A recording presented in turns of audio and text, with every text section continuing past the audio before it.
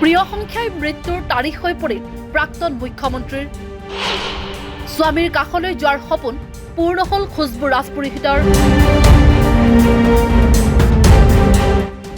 Double engine থকাৰ পাছতো কেনেকৈ হ'ল দুৰ্ঘটনা? ককপিটৰ ব্যৱস্থাপনাত পাইলটে কৰিছিল নেকি ভুল? এক অকল্পনীয় পৰিস্থিতি, নিমিষতে শেষ হৈ গৈছিল কোনোৱে কল্পনা নকৰাকৈ 200ৰো অধিক জীৱন। জ্বলি চাৰখাৰ হৈ পৰিছিল শৰীৰ। প্ৰায় 6 মাহৰ পূৰ্বে বিবাহপাশত আবদ্ধ হোৱা খুছবু ৰাজপুৰোহিতে স্বামীক লগ পাবলৈ লণ্ডনলৈ উৰা মাৰিছিল এয়াৰ ইণ্ডিয়াৰ বয়িং 787-8 এয়াৰক্ৰাফ্টখনেৰে। কিন্তু খুছবুৰ সেই সপোন পূৰণ নহল। একেদৰে কোনোবাটো পৰিয়ালৰ একেলগে পিতৃ মাতৃ সন্তানে প্ৰাণ হেৰুৱালে এই আকস্মিক দুৰ্ঘটনাত। বছৰৰ 6টো মাহ অৰ্থাৎ জুনৰ 12 তাৰিখে প্ৰাণ হেৰুৱালে গুজৰাটৰ প্ৰাক্তন মুখ্যমন্ত্ৰী বিজয় ৰূপানীয়ে। এইগৰাকী বিজয় ৰূপানীৰ প্ৰিয় সংখ্যা বা আকৰ্ষণ আছিল 1206 সংখ্যাটো, যাৰ বাবে তেওঁৰ প্ৰথম লোৱা স্কুটাৰখন তেওঁৰ গাড়ীৰ নম্বৰ প্লেটত দেখা পোৱা গৈছিল 1206 সংখ্যাটো। তেওঁ নিজে বাছনি কৰা অথবা কাকতালীয়ভাৱে হওক সেইদিনা বিজয় ৰূপানীৰ আসনৰ নম্বৰো আছিল 12। বিমানবন্দৰত বৰ্ডিঙো কৰিছিল ঠিক 12 বজাত। অভিশপ্ত দিনটোৱে হৈ পৰিল 12/6 অৰ্থাৎ 12 জুন। প্ৰিয় নম্বৰে যেন বিজয় ৰূপানীক দিলে জীৱনৰ শেষৰটো উপহাৰ। ইতিমধ্যে ঘটনাত সৌভাগ্যক্ৰমে প্ৰাণ ৰক্ষা পোৱা একমাত্ৰ ৰমেশ কুমাৰ বিশ্বাস নামৰ যাত্ৰীগৰাকীৰ স্বাস্থ্যৰ বুজ লৈছে প্ৰধানমন্ত্ৰী নৰেন্দ্ৰ মোদীয়ে। আনুষ্ঠানিক ঘোষণা নকৰিলেও প্ৰায় 265 গৰাকীৰ মৃত্যু হোৱাৰ খবৰ বিভিন্ন মাধ্যমত প্ৰকাশ পাইছে। ঘটনাস্থলীত প্ৰথমে গৃহমন্ত্ৰী অমিত শ্বাহ আৰু তাৰ পাছত প্ৰধানমন্ত্ৰী নৰেন্দ্ৰ মোদীও উপস্থিত হৈছে। সংশ্লিষ্ট পক্ষৰ বিভিন্ন বিষয়া কৰ্মচাৰীৰে পৰ্যালোচনাতো বহিছে প্ৰধানমন্ত্ৰী মোদী।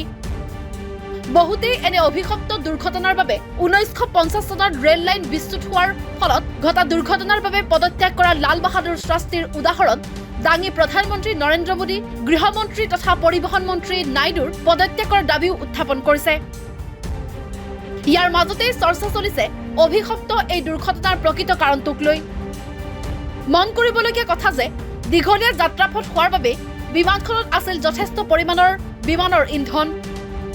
গৃহমন্ত্ৰী অমিত শ্বাহৰ মন্তব্য মতে 1.25 লাখ লিটাৰ ইন্ধন থকা বিমানখন দুৰ্ঘটনাগ্ৰস্ত হোৱাৰ লগে লগে বিস্ফোৰণ হৈছিল আৰু তাত অধিক উষ্ণতাও বৃদ্ধি পাইছিল, যাৰ বাবে যাত্ৰীসকলক উদ্ধাৰ কৰাটো আছিল এক অসম্ভৱ কথা। ৰাষ্ট্ৰীয় সংবাদ মাধ্যমৰ প্ৰকাশিত বাতৰি অনুসৰি এয়াৰক্ৰাফ্টখনৰ ইন্ধন থকা টেংকৰ বিস্ফোৰণ হোৱাৰ লগে লগে প্ৰায় 1000 ডিগ্ৰী পৰ্যন্ত উষ্ণতা বৃদ্ধি পাইছিল, যাৰ বাবে যাত্ৰীসকলে বিমানখনৰ পৰা ওলাই আহিবলৈ কোনো সুবিধা নাছিল। লক্ষণীয় দিশ হ'ল যে CCTVৰ ফুটেজত দেখা দিয়া দৃশ্যত প্ৰথম অৱস্থাত ঠিকেই উৰণৰ বাবে প্ৰস্তুত হৈছিল বিমানখন। কিন্তু স্থলকক্ষৰ পৰা সামান্য দূৰ গৈ উৰণ কক্ষ পোৱাৰ কিছু সময়ৰ পাছতেই বিমানখন তললৈ নামি পৰা দেখা পোৱা যায় আৰু গুজৰাটৰ মেঘনি অঞ্চলত থকা BJ মেডিকেল কলেজৰ শিক্ষাৰ্থীৰ হোষ্টেলত গৈ খুন্দা মাৰে। লগে লগে 1.25 লাখ লিটাৰ ইন্ধন মজুত থকা এয়াৰক্ৰাফ্টখন নিমিষতে জ্বলি চাৰখাৰ হৈ পৰে। এই দুৰ্ঘটনাত যাত্ৰীসকলৰ বাহিৰে শিক্ষাৰ্থীৰো মৃত্যু ঘটিছে যদিও আনুষ্ঠানিকভাৱে এই ঘোষণা কৰা হোৱা নাই। ইতিমধ্যে দুৰ্ঘটনাগ্ৰস্ত বিমানৰ ব্লেক বক্স উদ্ধাৰ কৰা হৈছে। বহুতেই এই দুৰ্ঘটনা সংঘটিত হোৱাৰ কেইবাটাও দিশ থাকিব পাৰে বুলিও সম্ভাৱনা ব্যক্ত কৰিছে। সামাজিক মাধ্যমতো চলিছে চৰ্চা।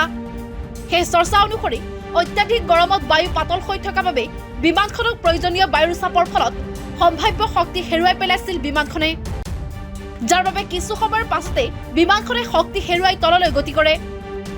আনহাতে এনে দুৰ্ঘটনাৰ অন্যতম এক কাৰণ হ'ব পাৰে ব্যৱস্থাপনা।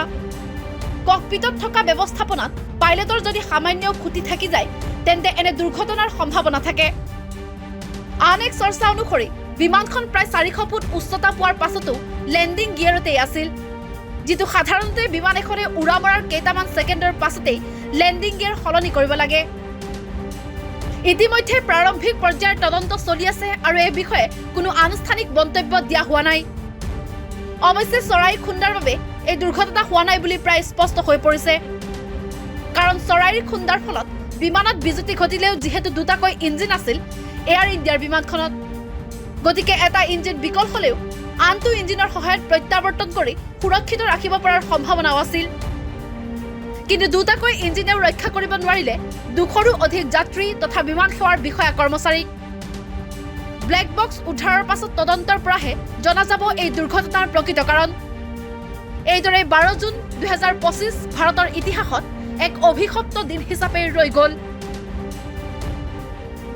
নিউজ ডেস্ক ৰিপৰ্ট, দি ক্ৰছ কাৰেণ্ট।